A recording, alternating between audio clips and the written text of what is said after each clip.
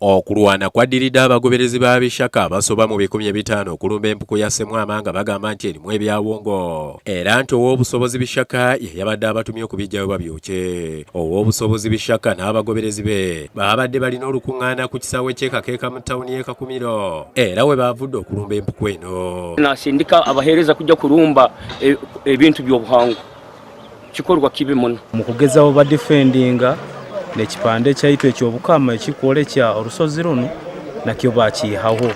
Ebyafaayo by'empuku eno biraga nti ekifo kino kyatandika okukolesebwa mu kyasa ky'e14 era omukama Kateboha yakikozesa nnyo n'abacweze okukuba enkiiko zaabwe. Kino kijja abatuuze mu mbeera olutalo ne lukoya mwe bakubidde omukyala Dizaranta Nakyanzi akuuma empuku eno n'abantu abalala. Atandika kututeera bakakugonza ebintu byonna babyokeze bero mu mbuga byonna n'amacumu bakasuka.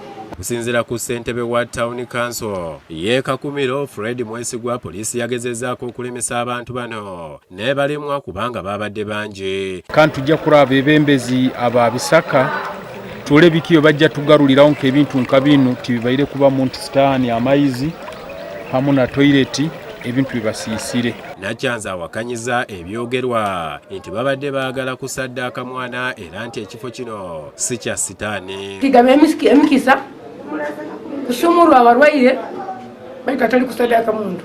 Ronald Isagala akulira ebyobuwanga mu bukama bwa Bunyolo agamba nti ekifo kino kikulu nnyo mu bukama bw'e Bunyolo era bagenda mu kkooti abaabakubye basasule ebintu byabwe byonna bye baayonoonye. Twakwikiriza abantu abayizire bwijja habwire buno kwijja kugonza kusiisa ebintu byaitu ebibayireho emyaka n'emyaka. Okulwana kuno n'emmotoka namba UAS 264V ekika kya Nuwange badde etissa abagoberezi ba Bishaka era abantu ne bagikuba nga kati nannyiniyo naye ayagala ow'obusobozi Bishaka amulirire. Akulira poliisi mu disitulikiti ey'e Kakumiro Najibu Waswa agamba nti baakolaganidde wamu ne UPDF okuzza embeera mu nteeko era basiibye balawuna ekitundu okulaba nga tewaddawo kavuyo konna. Embeera yabaddeyo olwajjo tugivumirira nga ffe poliisi nti omuntu yenna alina eddembe okukkiriza mu nzikiriza yonna. Ye Bishaka asinzidde mu lukuŋŋaana luno n'asaba abantu okuva mu bya sitaani n'okwerogoza beegatte ku nzikiriza ye nga lwe bajja okubeera obulungi. Ekkubo erigenda wa Katonda lyefunda naye ligenda muliro lyegazi abasinga obungi baliyingiramu.